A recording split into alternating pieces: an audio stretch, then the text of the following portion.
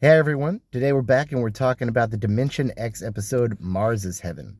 So, Mars is Heaven was a Ray Bradbury short story. It was originally published in 1948's Planet Stories, and then later on it was included as the sixth chapter of the Martian Chronicles under the name The Third Expedition.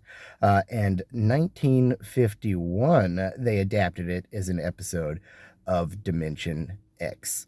And it's an amazing story about one of the first rockets landing on Mars. And essentially, what they find is a very Norman Rockwell esque, uh, very American town. They find this old kind of Victorian home and they go and knock on it. And a little old lady answers, and they don't know what to make of that. And she seems completely normal. She doesn't seem put off by the fact that they're there. She's just living her life. And they're very confused about this until one of the men in the crew says, "That's my grandma. And she died 20 years ago." Suddenly, they start seeing other people on the Martian landscape, and the other crew members realize these are all of their family members that have passed on. And, they ask them, "Is Mars heaven?" And they say, "Well, we don't know if it's heaven. We just know that this is where God put us, and we don't question it." So, essentially, this 15-man crew ends up kind of dispersing and breaking off from their mission as they all are reconnecting with loved ones that they've lost over the years. And there's one man on the crew whose family was gassed, and he had it wiped from his memory. And he's never wanted it to have it returned because there's just too much pain for him. While everybody else, when they landed on Mars, is thinking about their family and everybody back home.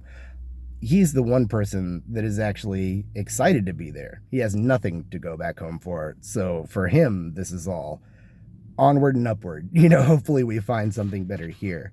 And this is where I'm going to spoil the story. So if you don't want to know how it ends, don't listen anymore.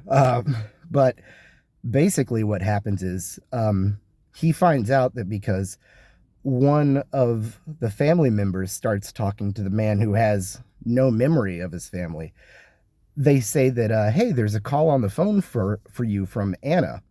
And he later explains to the other person on his crew that he had gone in a coma at one point and he kept asking for a nurse named Anna.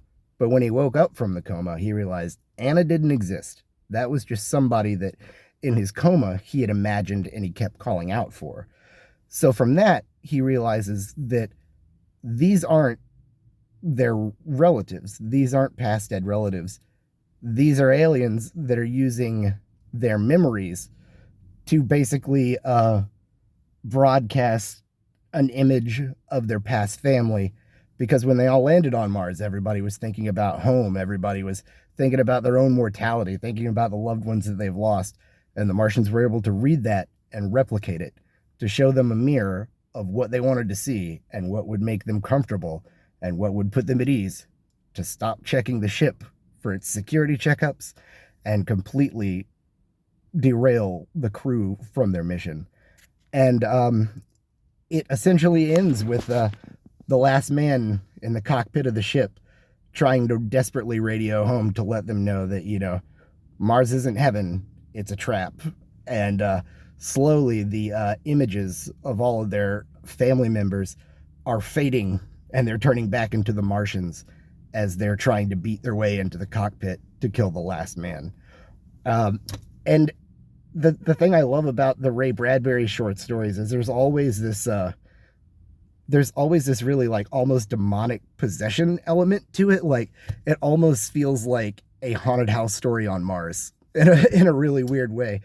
Um, and I just like how it's always ambiguous. They put in like it's mind control, but also um, kind of reading their thoughts. I don't know. It's I really like that. It's the same way as Dark They Were and Goldeneye, where there's always like the Martian landscape itself is so serious or so dangerous and so unpredictable that there's always like a 45 minutes in, you realize they were in danger the minute that their foot touched the Martian soil and they didn't know it. It's always this really cool aspect of just all of these threats lying in wait that they don't even know about. So, yes, Mars is heaven. Please check it out, Dimension X. I do not think you'll be disappointed.